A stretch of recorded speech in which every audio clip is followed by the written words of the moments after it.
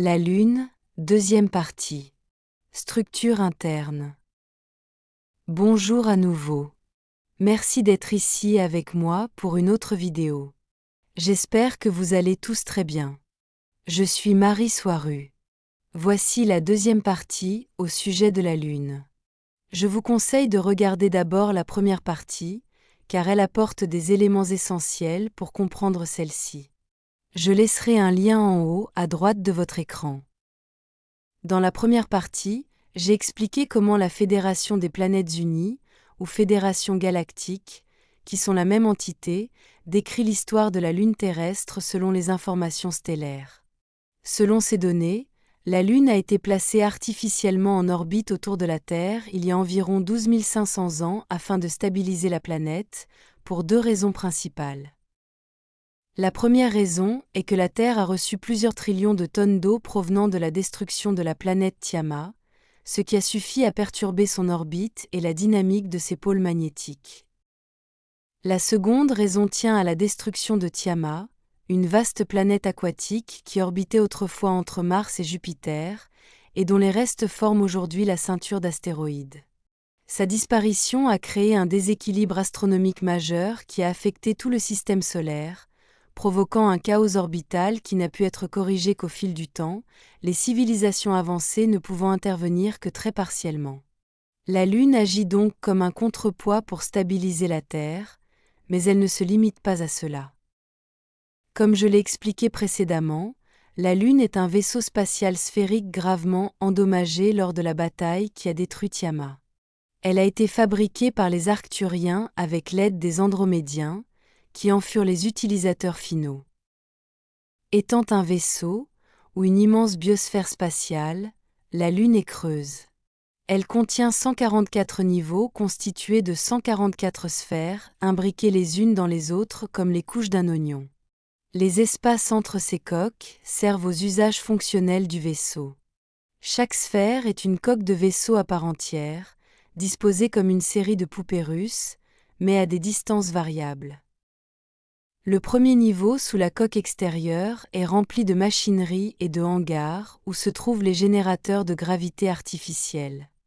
La Lune possède plusieurs centaines de hangars de tailles diverses destinés à accueillir des vaisseaux plus petits. Les entrées de ces hangars, particulièrement celles encore actives aujourd'hui, sont camouflées en cratères grâce à un hologramme lunaire. Certaines portes glissent horizontalement, d'autres s'ouvrent comme un diaphragme d'appareil photo. Sous le sol de ces hangars, dans la sphère suivante, se trouvent les installations de commande principales. C'est là que résident les centres officiels, les zones d'accueil des races en visite, ainsi que les systèmes nécessaires au maintien de la vie et au fonctionnement des niveaux internes. Plus bas encore, à travers les deux premiers niveaux lorsque c'est nécessaire, se trouvent les moteurs principaux orientés dans toutes les directions, ainsi qu'un moteur central gigantesque dissimulé sous le cratère appelé Tycho. Sous ce niveau, après plusieurs couches techniques, se trouve le premier des trois grands niveaux biosphères. Ce sont des espaces au plafond très élevé où un écosystème naturel peut se développer sous contrôle artificiel. On y trouvait ou y trouve encore montagnes, rivières, plaines, prairies, océans, végétation, animaux, ainsi que des terres agricoles destinées à nourrir les habitants. Dans ces environnements contrôlés se trouvaient également plusieurs villes et villages, où vivaient la plupart des résidents. Ces villes ne ressemblent pas aux villes humaines. Elles sont plus harmonieuses avec la nature, avec beaucoup d'espace entre les structures.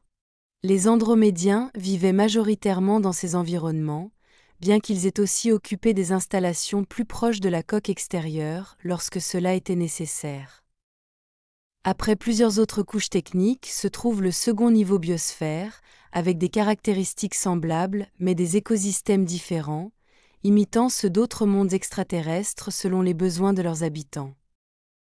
Encore plus en profondeur, après de nouvelles couches techniques, se trouve le troisième niveau biosphère, plus petit que les deux premiers car situé plus au centre du vaisseau.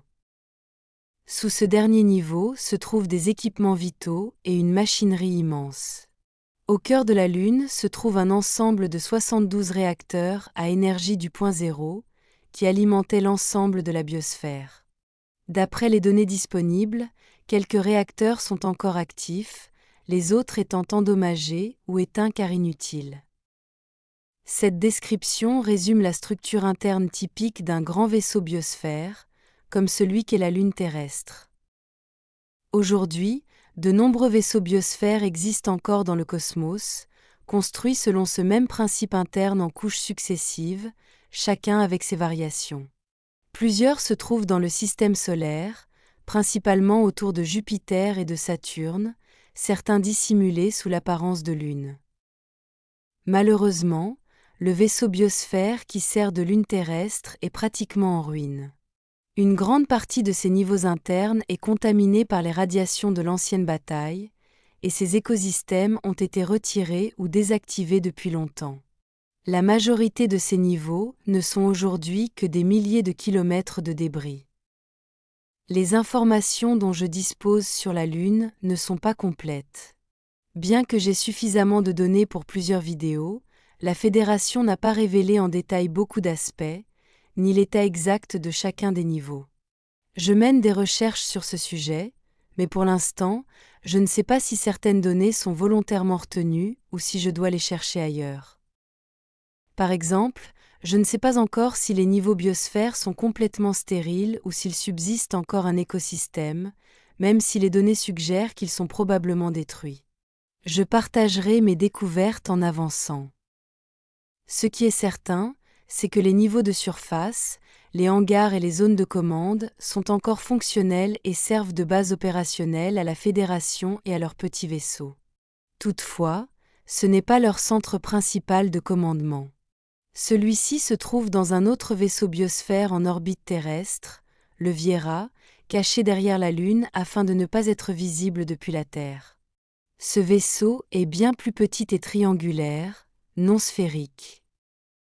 Dans la troisième partie, j'expliquerai comment la Lune influence la Terre en générant des vibrations de basse fréquence qui contribuent à maintenir la planète dans un état 3D, et comment elle modifie la magnétosphère pour former les ceintures de Van Allen qui servent de barrières radiatives et éthériques.